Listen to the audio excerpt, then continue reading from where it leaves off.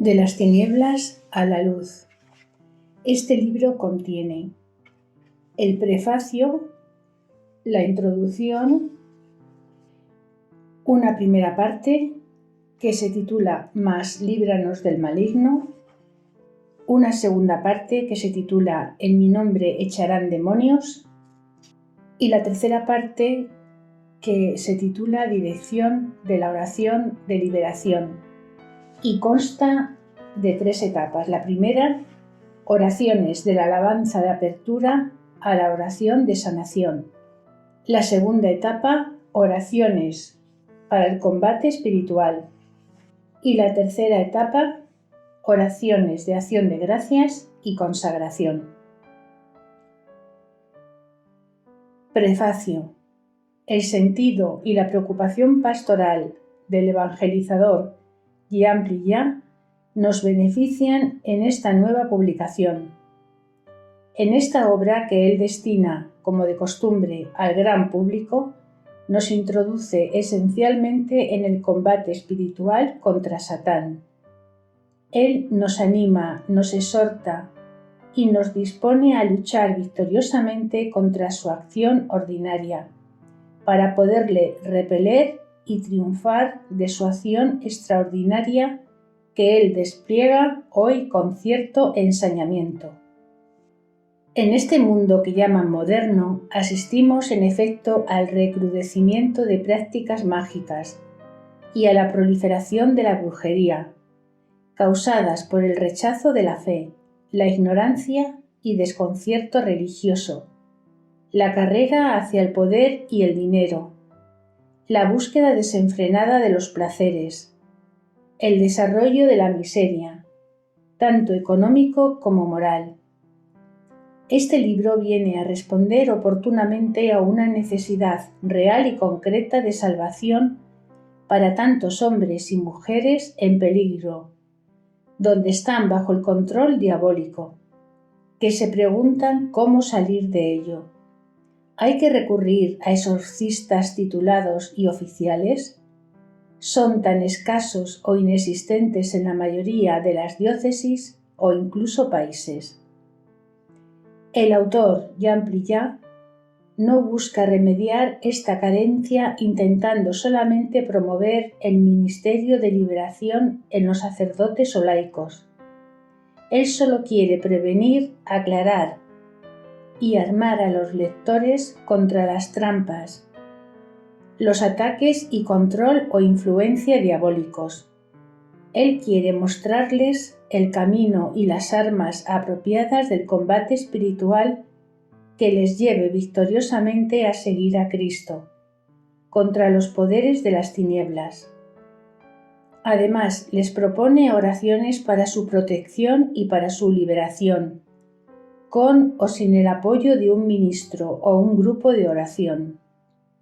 Es un intento muy meritorio de respuesta pastoral al grito angustiado y a la llamada de socorro de tantas víctimas de los ataques y de control o influencia diabólica.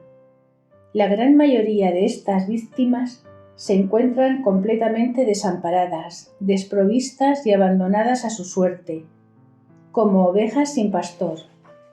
El rico repertorio de oraciones que nos ofrece podrá, por otra parte, sostener y armar mejor a los ministros y grupos de oración para la liberación, porque su fundamento y sus formulaciones profundamente bíblicas les confieren el efecto y autoridad de la espada del Espíritu, la palabra de Dios, para obrar con poder contra los espíritus diabólicos. Lo que aporta el libro de Jean Brillat va más allá del cuadro específico de la liberación o incluso del combate espiritual en general, para aclarar e interpelar al lector en diferentes campos de su vida humana y cristiana. Esta obra está totalmente organizada en torno a la palabra de Dios y muchas citas fundan, iluminan y confirman diferentes temas expuestos. Se presenta como una herramienta de anuncio y proclamación de la buena noticia de Jesucristo, vencedor del pecado y de los poderes del mal, una obra de evangelización en la que el autor despliega el celo y el ardor apostólico que le son conocidos a través de exhortaciones conmovedoras, testimonios vivos y apasionantes. También es un manual de enseñanza doctrinal, catequética y teológica, notablemente sobre el pecado de idolatría, los pecados capitales y morales, los sacramentos de la reconciliación y de la Eucaristía. Sobre todo aparece como una guía preciosa de formación y de acompañamiento espiritual, continuamente animado por un soplo de oración. El mismo autor mantiene ese soplo espiritual con las oraciones formuladas al final de algunos capítulos y sobre todo con un gran repertorio de oraciones que él ha consagrado en la parte final de su obra. Al leerlo, el no cristiano podrá, por la gracia divina, recibir la luz de la fe y renunciar a las obras inútiles de las tinieblas, sobre todo la idolatría y todas las vías falsas de la salvación. El cristiano aún no convertido podrá encontrar una aclaración sana de los peligros espirituales, psicológicos y morales que él corre mientras gira hacia la idolatría, el ocultismo o el espiritismo.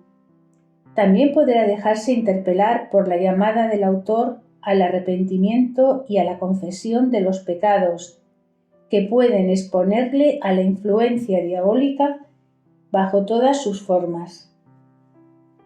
El cristiano practicante también encontrará en este trabajo algo para enriquecer y sostener su vida de fe. Las invitaciones a la vigilancia y las advertencias del autor contra las trampas y maniobras del maligno, las armas, tanto como las oraciones propuestas, son consejos y medios espirituales susceptibles de revitalizar a cada discípulo de Cristo que sigue a su divino Maestro. Invitamos a los cristianos que desean progresar en su fe que lo lean. Exhortamos a todo el que busca a Dios o a toda persona que busca la verdadera salvación y una vida de luz para que sea su libro de cabecera. Bendecimos al Señor por esta obra eminentemente pastoral y la acompañamos con nuestras fervientes oraciones para que el Espíritu Santo se sirva de él para anunciar a los pobres la buena nueva. Me ha enviado a proclamar la liberación a los cautivos y la vista a los ciegos, para dar la libertad a los oprimidos. Así contribuirá a hacer retroceder el reino de Satán en el mundo y apresurar la venida del reino glorioso de Cristo resucitado. Dígnese el Señor utilizarlo para bendecir, santificar y salvar a todos aquellos que quiere curar y liberar para la gloria de su nombre.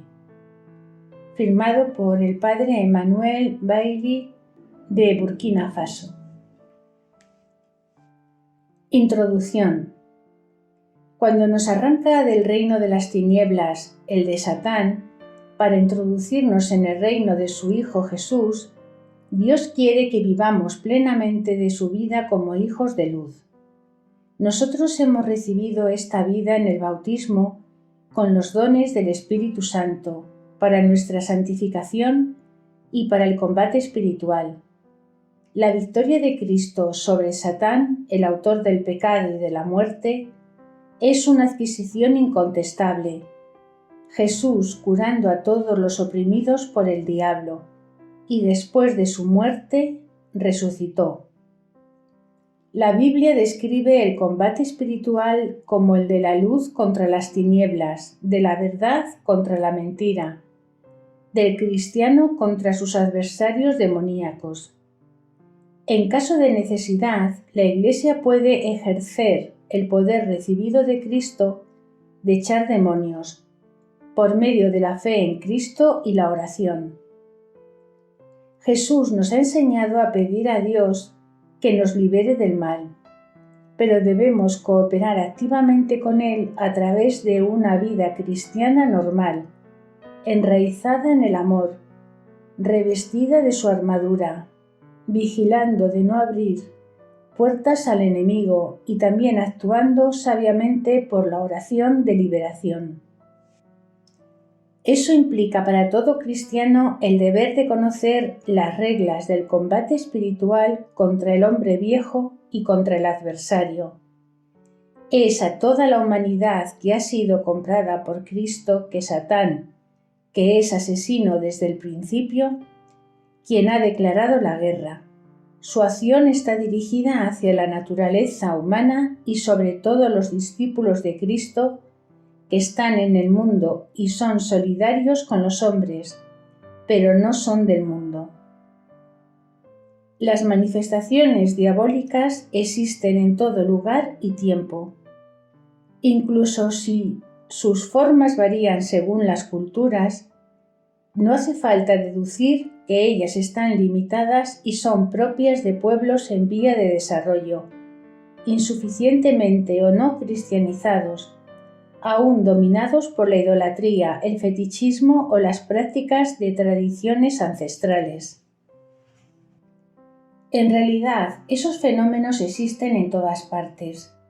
En los países industrializados, la descristianización ha creado un vacío de formas de neopaganismo que vienen a llenarse con comportamientos idolátricos y de prácticas ocultas bajo formas modernizadas.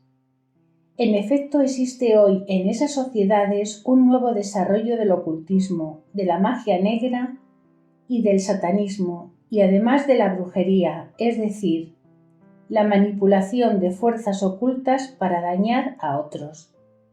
Fuera de las prácticas de infestación demoníaca que permanecen en el campo de Europa, en los pueblos más o menos aislados o conservadores, notamos actualmente comportamientos ambiguos.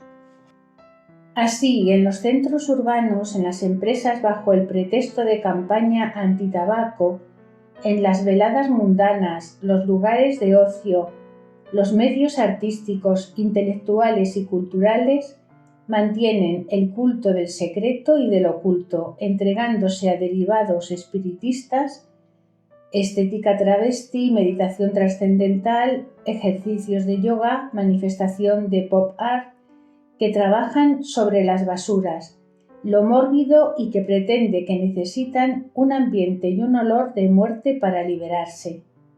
El cambio de lo espiritual a lo psíquico es muy claro y aquellos que rechazan la idea del pecado y de la confesión sacramental son recuperados. Entonces, cuando se constata un descenso en la liturgia en las iglesias y una menor frecuencia en la asistencia de los cultos cristianos, se propone a los niños y a la juventud un lanzamiento en las celebraciones del Halloween para disfrazarse e identificarse justamente con las brujas. Se deleitan con el camuflaje, el disimulo, jugando con meter miedo.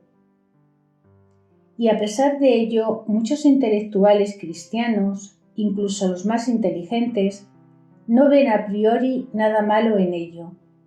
René Remond, por ejemplo, se pregunta si es verdad que el paganismo resurge a través de lo paranormal o la fiesta de Halloween, y si las calabazas y las brujas de Halloween tienen otro significado que no sea la de una operación comercial efectuada como la de San Valentín, que invita a los franceses a consumir.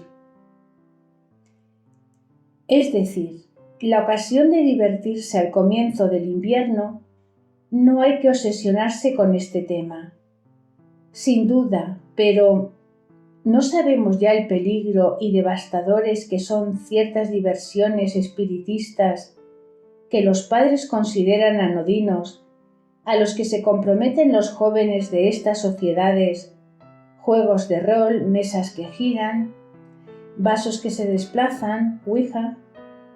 Contra la fiebre de Halloween, que tiene un éxito tremendo, Solamente los obispos de la Iglesia Católica denuncian una fiesta pagana y satánica.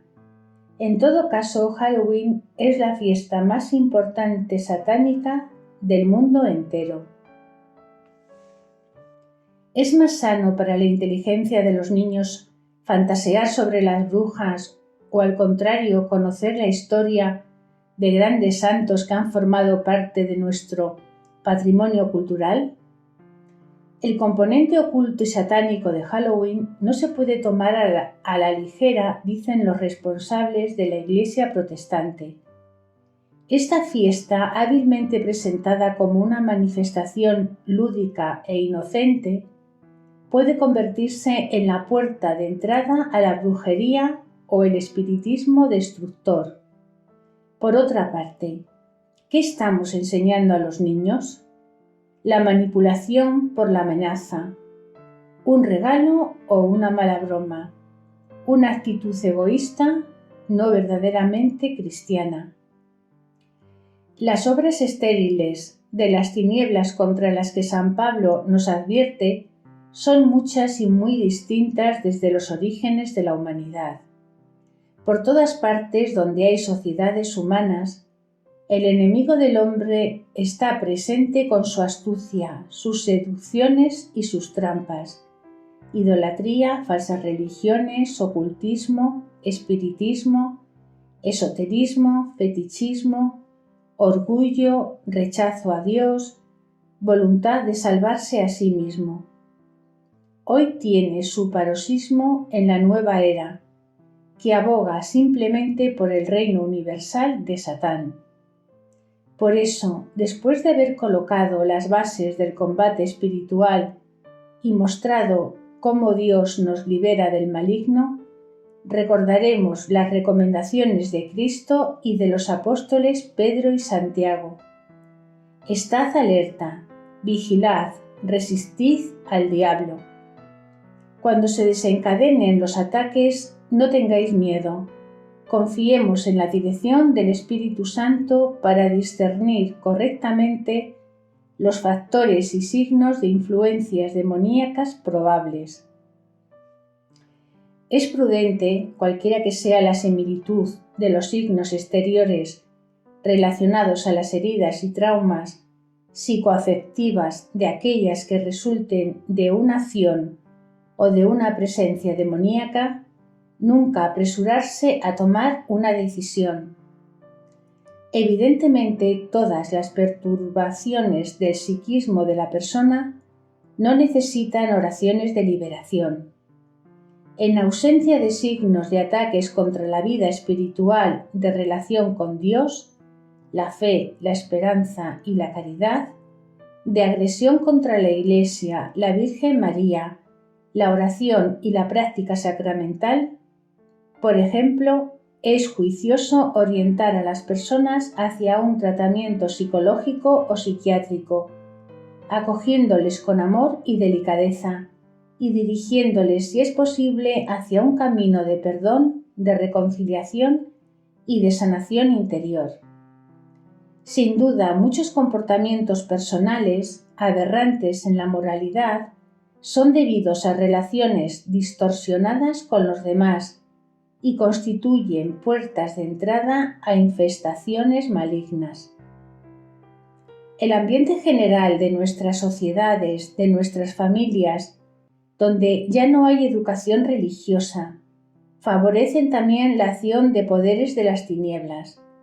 Se cierra la puerta a Dios en los colegios, en las casas, en los lugares de trabajo y de ocio, y el diablo se aprovecha de este vacío. Rechazan los mandamientos de Dios, considerándolos apremiantes, fastidiosos, la Iglesia y su presunta moralidad que culpabiliza. Banalizamos, negamos el pecado y al mismo tiempo nos abrimos a filosofías del vacío, a sabidurías o a religiones exóticas relacionadas con las energías del cosmos, y tienen la conciencia tranquila. Queremos llamar a la vigilancia, a la prudencia, al discernimiento. Las obras estériles de las tinieblas presentan distintas facetas. Vamos a estudiar, por ejemplo, los trances unidos al culto de las divinidades o a prácticas ambiguas, la opresión de espíritus íncubos y súcubos, llamados maridos y mujeres de noche, los lazos del alma provocadas por uniones sexuales ilícitas, el drama del aborto, no solamente por los niños rechazados, no nacidos, pero para los padres, sobre todo las madres, en fin, la infestación de lugares habitados. En nuestra segunda parte invitamos a una toma de conciencia y a un examen de conciencia leal a nuestra posición, por una parte, con respecto a Dios y su mandamiento de amor, por otro lado, frente a los desafíos que nos lanzan los enemigos espirituales, a fin de evaluar cuáles son nuestras fuerzas en los combates que tenemos que llevar a cabo. Solo se gana una batalla espiritual mirando y siguiendo a Jesús, nuestro Señor y Maestro, el Señor de los señores, al que son conferidos el poder y la gloria. El Espíritu Santo nos da la fortaleza que triunfa sobre el pecado, el mal y el maligno, y al mismo tiempo la de dar testimonio de Cristo. Extraños soldados son ciertos cristianos que ignoran las piezas de sus armaduras o no saben usarlas. En la cumbre de la gracia que nutre, protege y libera está la Eucaristía, la presencia real de Cristo en nosotros y en medio de nosotros, y también en los otros sacramentos, y los sacramentales cuyo exorcismo es uno de los más apropiados cuando el ataque diabólico adquiere un grado específico. Utilizando los medios ordinarios de la vida cristiana, cuando nos arraigamos en Cristo ya no necesitaremos oraciones de liberación. De este modo, cuando un automovilista tiene un seguro a todo riesgo y conduce muy bien y respeta el código de circulación, no recurrirá a su seguro a menos que otro conductor le produzca algún problema. Incluso los santos perseguidos por su amor al Señor no están protegidos de las vejaciones demoníacas y a veces necesitan oración de liberación o de exorcismo. El poder de la sanación y liberación de Jesús en la Eucaristía también toca a nuestros antepasados difuntos, los muertos de otras generaciones.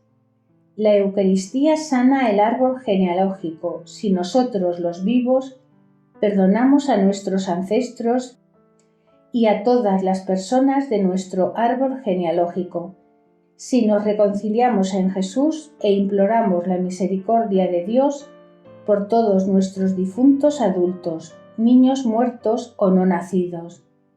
Cuántas gracias y bendiciones resultan para ellos y, por los vivos, víctimas de ligaduras o de maldiciones. Por un lado u otro, es el pecado el que nos separa de Dios y nos entrega al adversario. Para comprender la gravedad hay que mirar a Jesús crucificado, desfigurado, traspasado, exangüe. Su amor le ha conducido a este extremo. Si el pecado no tiene una realidad o una consecuencia, ¿por qué Jesús ha muerto y de qué nos ha salvado? Desde el momento en que los hombres van dejando su concepto de la noción de lo que es el pecado, que es una ofensa en primer lugar al amor, sus males se multiplican y parece que no tiene remedio. El mandamiento de Jesús llama la atención a todo hombre. No es un código de permiso o de prohibido, de la prohibición o de la autorización, sino una ley de vida, de paz, de armonía. No se trata solamente de evitar el mal, sino de triunfar del mal para el bien. Es pues sin ninguna intención moralizadora, sino con el fin de presentar y de hacer reconocer los móviles y las referencias de nuestras elecciones a la luz de la palabra de Dios, que hemos explorado los caminos que conducen de la confesión al arrepentimiento. La Iglesia no ha inventado el pecado para controlar las conciencias. Es una realidad ontológica, porque toca nuestra relación vital con Dios. Si volvemos al Señor, su gracia nos reconcilia con Él, con nosotros mismos y con los demás.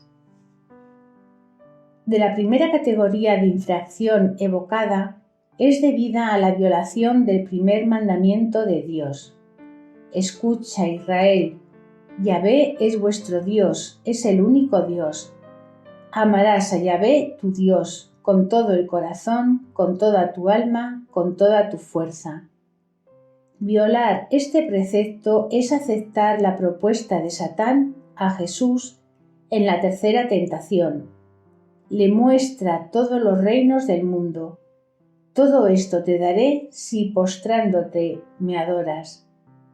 La segunda categoría de incumplimiento es la de los pecados llamados capitales, que no han desaparecido hoy por el hecho de la permisividad mundana. Al hacer nuestra elección libremente, a veces caemos por la pendiente y las debilidades de nuestra naturaleza carnal. El diablo sabe explotarlas bien y hacerse cómplice para empujarnos para entristecer al Espíritu Santo. Solamente el Espíritu Santo nos convence del pecado y no nuestro razonamiento o nuestros sentimientos. Si endurecemos nuestro corazón en el pecado, abriremos nuestras puertas al demonio. El rechazo de la fe al verdadero Dios conduce a muchos de nuestros contemporáneos a derroteros espiritistas, a compromisos o a la búsqueda de soluciones en médiums, moravitos, adivinos y astrólogos, los gurús de todo tipo, en el seno de grupos esotéricos. Al final, sus casos caerán bajo la oración de liberación o exorcismo. La enseñanza constante de la Iglesia y sobre todo de los papas Pablo VI y Juan Pablo II sobre la demonología nos aclara sobre las mejores soluciones a los problemas de ataduras y de acciones demoníacas. En nuestro entorno, un gran número de personas, equivocadas o con razón, piden oraciones de liberación o exorcismos. Acogerlas y ayudarlas, aunque sea para disuadirlas, es una obra de misericordia. A veces la oración misma permite ayudar a hacer el diagnóstico. Con el nacimiento de la renovación carismática en la Iglesia, se han publicado muchas obras sobre la liberación, y mucha gente ha tenido la experiencia de esta forma de oración. Yo mismo he visto la gracia de la renovación desde hace 25 años. A través de la evangelización con el poder del Espíritu, yo he puesto en práctica los consejos de maestros como el padre Raymond Halter y Emiliano Tardif, descanse en paz, y me beneficié de las publicaciones de ICCRS, de revistas carismáticas francófonas. Han hecho mucho para la formación de laicos y de sacerdotes sobre temas de sanación y liberación. Yo me he beneficiado de los consejos y de la experiencia de exorcistas de renombre internacional, como el padre Rufus Pereira, vicepresidente de la Asociación Internacional de Liberación, el padre René Chenesot, antiguo exorcista que me ha ayudado y animado. En el cuadro de la Asociación Internacional de Liberación participé en muchos encuentros de formación. He recibido mucho y expreso mi gratitud y mi admiración a todos aquellos por los que el Señor me ha formado, pero el que mucho recibe, mucho se le pedirá. Como laico, conozco bien los límites que no debo traspasar. La oración de liberación es una dimensión del ministerio de sanación de Jesús, como el exorcismo es un grado de la oración de liberación. En todos los casos, el acompañamiento del sacerdote al lado del laico siempre es deseado, recomendado, ya que, en virtud del carisma de su ordenación sacerdotal, el sacerdote tiene la autoridad de la liberación. Es un ministro ordenado representando la cabeza de Cristo. Ciertamente el laico, por su sacerdocio de bautizado, es también sacerdote eterno, pero como miembro del cuerpo de Cristo. Si el laico ora en el nombre de Jesús, el sacerdote está revestido de la misma autoridad de Cristo. O, vista la escasez de los casos auténticos de posesión demoníaca y los pobres exorcistas oficiales que existen, aquellos que creen en su ministerio o en la realidad de la acción demoníaca, parece que aparte de los casos psicológicos, los pacientes víctimas de vínculos, de obsesiones y de opresiones demoníacas representan los casos más numerosos. En estas condiciones, para responder al deseo del Papa Pablo VI, que decía que hoy una de las necesidades mayores de la Iglesia es de defenderse contra el mal, que llamamos el demonio.